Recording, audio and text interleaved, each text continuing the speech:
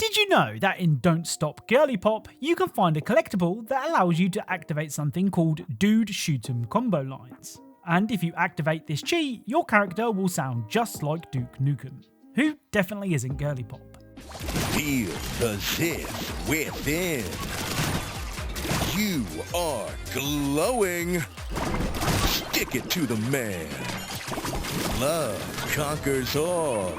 Hello and welcome back to another episode of Easter Eggs and Hidden Details, the series where I share some of the latest and not so latest Easter eggs and hidden details found in video games, with the only rule being they cannot have been featured on this channel before. As always, if you want to support the channel and get something actually decent in return, then be sure to check out GamerSupps using the QR code on screen or the link in the description.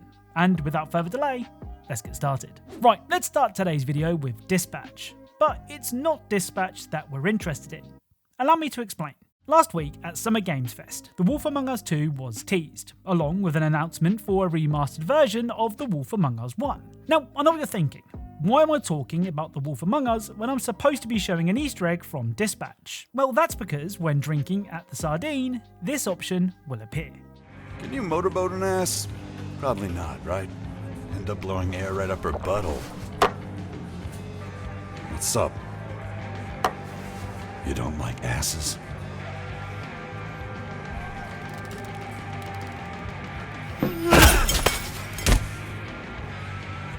Now, I'm guessing that a lot of people watching this video knew that selecting Glass Him would cause Robert to, well, glass him. But in certain parts of the world, the phrase glass him could mean something completely different. And during some people's playthroughs of The Wolf Among Us, they learned that the hard way. Glass him? Not a good that did. The fuck does that mean? Oh, what the fuck? I'm No! dragging you back to the woodland. No, I didn't. Given that some of the team behind Dispatch also worked on The Wolf Among Us, this is a pretty nice callback to a moment that left a lot of streamers confused. Not a good that did. Oh my I'm dragging you god! back to the woodland. For what? I didn't know that's what that You that fucking hurt. meant. Wasting my. So after covering over 70 Easter eggs and hidden details in LEGO Batman Legacy of the Dark Knight, I just knew that there'd be things that I missed, which after already covering 70 of them is wild. Anyway, the first Easter egg that I wanted to share from LEGO Gotham is a reference to a meme that rose to popularity in 2023. Or at least that's what Know Your Meme says. After catching all the penguins as part of the escaped zoo animal side quest, if you then speak to this zookeeper, he will say this. You did it! Bet that was easier than catching a jonkler. Oh, whatever that clown guy was. Thank you for your help. So you heard that right. This zookeeper did call the Joker the Jonkler, which is a reference to the Jonkler meme that started on Reddit in 2023 and has been around ever since. Now usually, LEGO games let you play as tens if not hundreds of different characters, but Legacy of the Dark Knight only lets you play as 7, which to some might be disappointing. However, there is a positive. Because the playable character pool is so small, more attention has been paid to them. For example, each character has been given different falling and landing animations, which is really cool. And poor old Jim Gordon falls with the least style and lands like you'd expect a non-superhero police commissioner to land.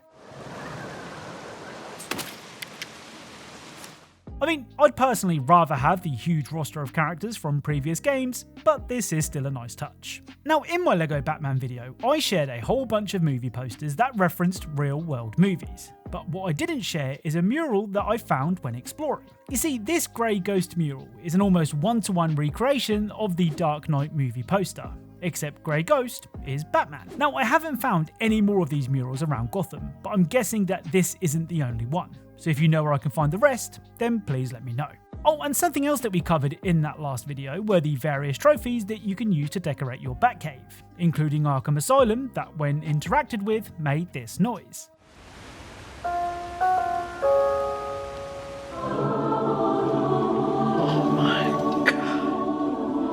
Well, another cool Batcave trophy is the calendar, which can be unlocked after finding all of Calendar Man's calendars. What makes this so special is that it will actually show whatever the date is when you are playing, which could be pretty handy. Okay, so calling it special is a bit of a stretch, but work with me. So with E3 a thing of the past, the chance for players to try the latest games and interact with the people making them are now pretty slim.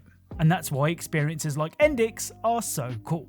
Oh, and yes, I am playing as Dave the Diver. You see, Endix is a virtual expo that lets you visit booths of various different games, and even attend Q&A panels with those games' developers. Unfortunately, Endix is now offline, as the event has finished, but there are rumours of another event being hosted in October. So if that sounds like something that you might be interested in, you might want to check it out. Anyway, not only is Endix a really cool idea, it is home to a couple of clever Easter eggs. And one of them even features me. First up, one of the games on show is called Do Not Buy This Game, which is the complete opposite of what Endix is trying to do. And sure enough, entering the booth reveals a wall of text that explains that the booth is incomplete and that there definitely aren't any secret walls to find. Well, the wall on the left can be interacted with, and opening that door reveals another message that once again hints at a hidden pathway. And if you open this passage, you can find this.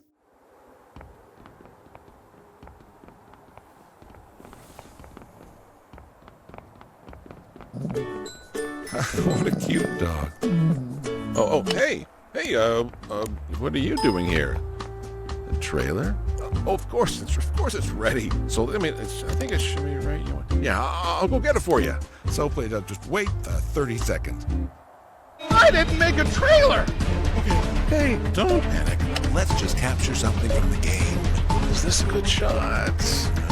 No. This is didn't I fix that?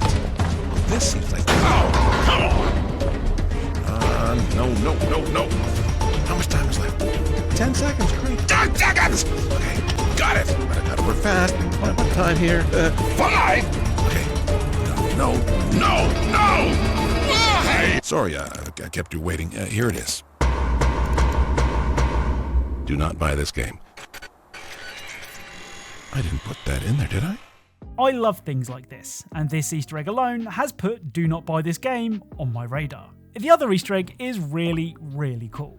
And I promise I'm not biased. As you make your way to the Expo Centre, you might notice a couple of actual Easter eggs hiding off to the side.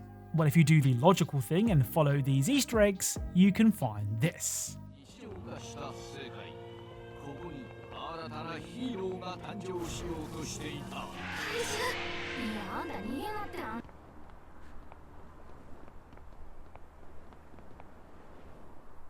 So not only can you find my channel logo in glorious 3D, but you can also find a QR code that takes you straight to my channel.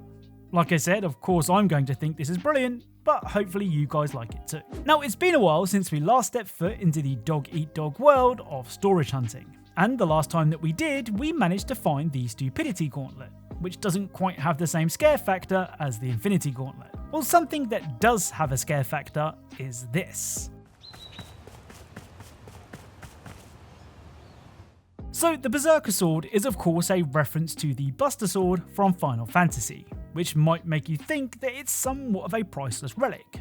But no, it's worth $2,021, which in today's economy is a bargain. It's worth mentioning that there were a couple of Final Fantasy games released in 2021, so the price is more than likely a reference to that. Next up, at this location on the map, you can find this painting.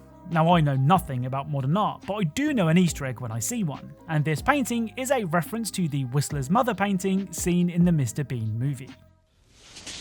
Oh, Jesus! Oh, God! Oh, Jesus! God! Oh, man! Now, if I told you that Storage Hunter Simulator featured a beach, I'm sure you can guess what this next Easter egg is going to be. At this location on the map, you can find this.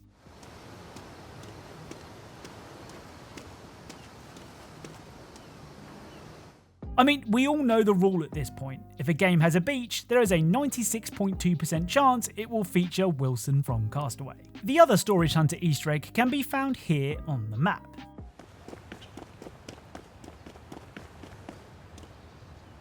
So this is the Ark of the Covenant, which is a reference to Indiana Jones and the Raiders of the Lost Ark. Oh, and of course the real-world Ark of the Covenant too. Now, 2026 has been a pretty good year for games, with Resident Evil Requiem, Pragmata and Pocopia all being must-plays in my eyes.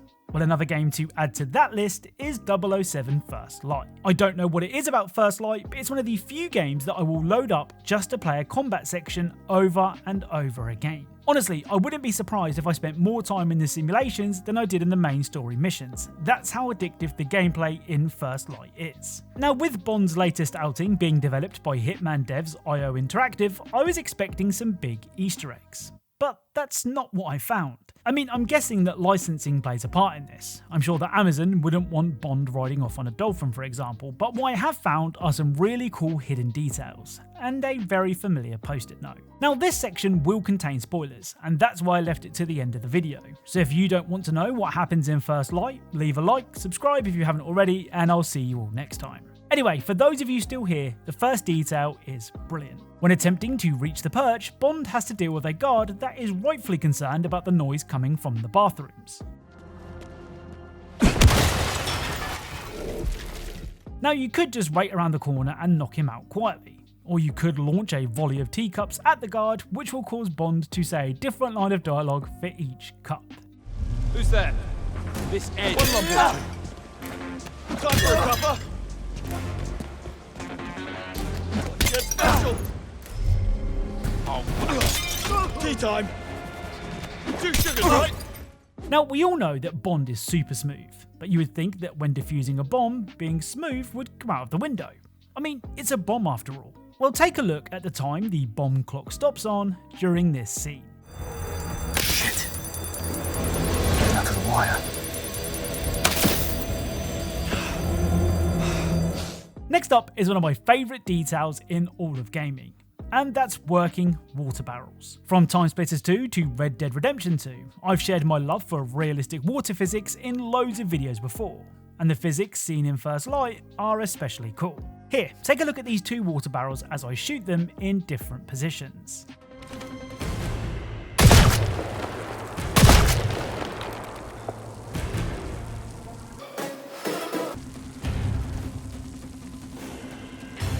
So the container that I shot higher up stops leaking faster than the one I shot lower down. I mean, does this help you in your day-to-day lives? Well, no, but it is super satisfying. The final Bond Easter egg is an IO Interactive classic. On a notice board, you can find a very familiar post-it note. So this post-it note that says, "Alan, please add details," is a reference to Hitman Blood Money, where an artist was supposed to add flavour text to a box of lobsters, but didn't. Since then, the line has been referenced in loads of IO Interactive games, so it's good to see it continued here. Oh, and I know I'm a little late with the Bond stuff, but I love the game so much that I think I'm going to make a full video on it anyway, so if that's something that you want to see, then please let me know. So that's it. If you enjoyed the video, then a like is appreciated. If you're a fan of Easter eggs and secrets in games, make sure you subscribe and turn notifications on so you never miss a video. Be sure to scan the QR code on screen now to get your gamer subs, even if you don't want to pay for them. And to be clear, if you do, I get a small kickback, but even if you don't want to pay, grab yourself some free samples on me. Anyway, as always, thank you all for watching, and I'll speak to you all soon.